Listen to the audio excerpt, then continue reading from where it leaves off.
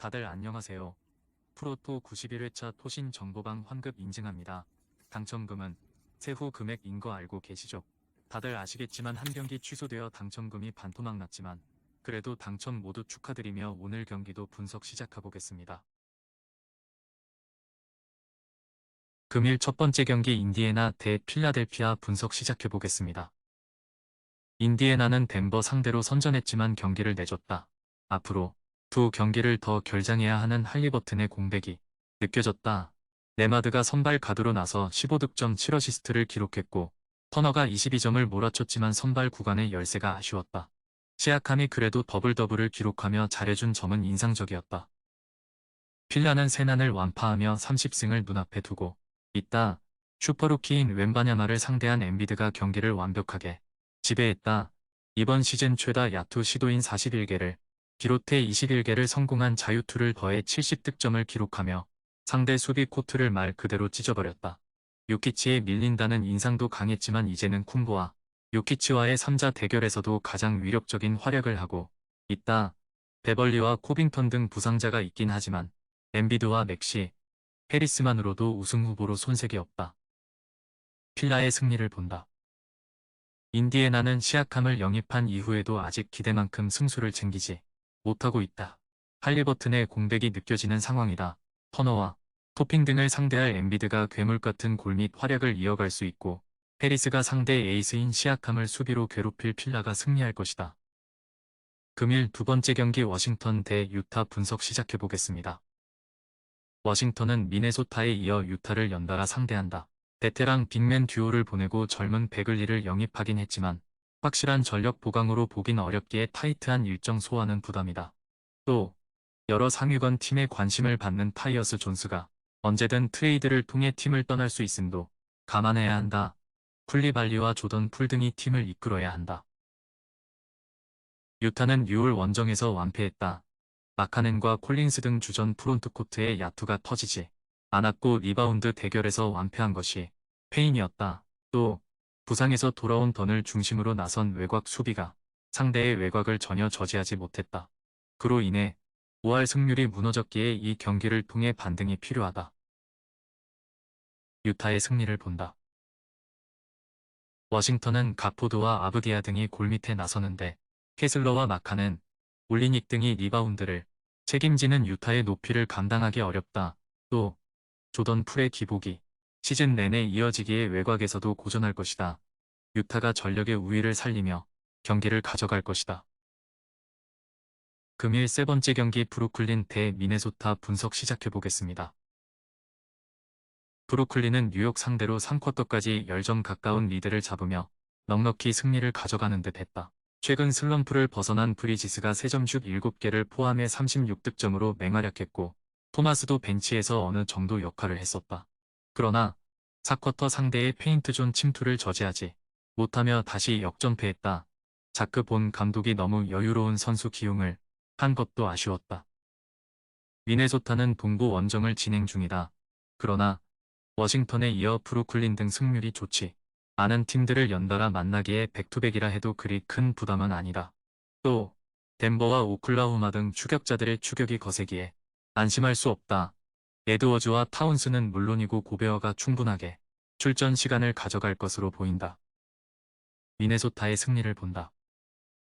콜리가 한 경기를 더 쉬어갈 수도 있지만 알렉산더 워커를 비롯해 공백을 메울 선수는 충분하다. 새로 수비가 좋은 클렉스턴을 보유하긴 했지만 고베어와 타운스가 동시에 나서는 구간에서 제공권을 내줄 것이고 분위기 저하도 큰 브루클린이 승리하기 어려워 보인다. 금일 네 번째 경기 마이애미 대 보스턴 분석 시작해보겠습니다. 마이애미는 홈 연전 일정을 백투백으로 맞이한다.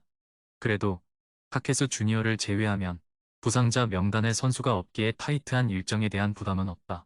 라우리를 보내고 영입한 로지어의 가세도 팀에게는 힘인데 높은 에너지 레벨과 빼어난 개인 기량으로 상대 수비에 부담을 줄 수 있는 선수다.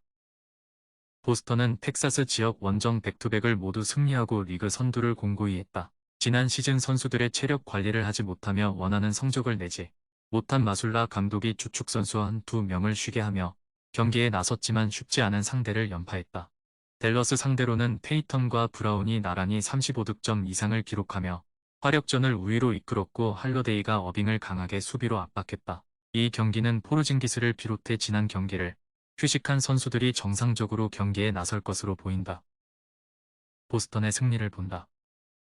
백투백 일정을 마치고 다시 동부로 돌아왔는데 주축 선수들이 정상적으로 경기에 나설 수 있다. 버틀러와 아데바요의 득점을 지원하기 위해 로지어를 영입한 마이애미 상대로도 주전 구간의 우위를 가져갈 수 있고 테이텀이 버틀러를 공수해서 괴롭힐 원정팀이 승리할 것이다. 금일 5번째 경기 뉴욕 닉스 대 덴버 분석 시작해보겠습니다. 뉴욕은 4쿼터 폭발한 랜들과 브런슨 듀오를 앞세워 더비 라이벌인 브루클린을 잡았다. 상대가 타이트한 수비로 경기를 지배했고 외곽에서도 밀렸기에 패배가 유력했는데 4쿼터의 모멘텀을 확실하게 가져왔다. 스틸 4개와 이블록을 기록한 아누노비가 상대 에이스인 브리지스의 야투 시도를 4쿼터에 저지한 것도 승인이었다. 덴버는 인디애나 원정에서 승리하며 컨퍼런스 리더인 미네소타 추격을 계속했다. 벤치 득점 지원이 24점에 그친 경기였지만 주전 구간에서 상대를 압도했다. 요키치가 30득점 동반 트리플 더블을 기록한 것을 비롯해 머레이가 31득점을 몰아쳤다. 워낙 확실한 에이스를 보유한 팀답게 주전 구간의 활약으로 리그 선두를 노리고 있다. 덴버의 승리를 본다. 뉴욕은 미첼 로빈슨의 부상 이탈에 이어 주전으로 나선 리바운드 15개씩을 잡아주던 하텐슈타인도 부상으로 출전이 불투명하다. 심스와 아치우아 등이 빅맨 역할을 해야 하는데 요키치의 사이즈를 감당하기 어렵다. 골 및 우위를 살릴 덴버가 경기를 지배할 것이다. 금일 6번째 경기 골든스테이트 대 세크라멘토 분석 시작해보겠습니다. 골스는 코치의 사망으로 인해 일주일 넘게 경기를 소화하지 않았다. 그리고 금요일 애틀에 이어 세크를 백투백으로 만나는 일정이다. 그래도 일정이 없었기에 선수들이 멘탈을 제외한 체력적 부담은 없었고 백투백에도 모두 출전할 것이다. 커리가 30분 이상을 출전할 가능성도 충분하다. 세크는 지난 화요일 경기에서 애틀을 제압했다. 틀에 영이 빠진 애틀을 상대로 경기 초반부터 리드를 잡았는데 별다른 위기에 빠지지 않고 승리했다. 베테랑 포워드인 해리슨 반지가 3쿼터 시작 즈음에 이미 20점을 넘겼고 사보니스의 제공권 장악도 좋았다. 피닉스가 연승을 달리며 디비전 12위를 모두 내줬기에 연승으로 흐름을 바꾸려 한다. 세크의 승리를 본다. 그린이 돌아와 쿠민과 점 루니와 함께 골밑을 지킬 골스 상대로 사보니스가 사이즈의 우위를 골밑에서 확실하게 살릴 수 있다. 또 세크는 부진하던 반지가 살아날 기미를 보였기에 팍스의 공격 상황에서의 부담을 덜어줄 수 있다.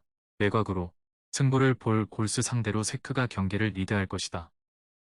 토신 최종 조합은 영상 아래 고정 댓글로 말 걸어주시면 토신정보방에서 무료로 공유해드립니다. 제발 손해보면서 토토하지 말고 다같이 웃으면서 즐겁게 베팅합시다. 함께 하실 분들은 부담 갖지 마시고 편하게 말 걸어주세요.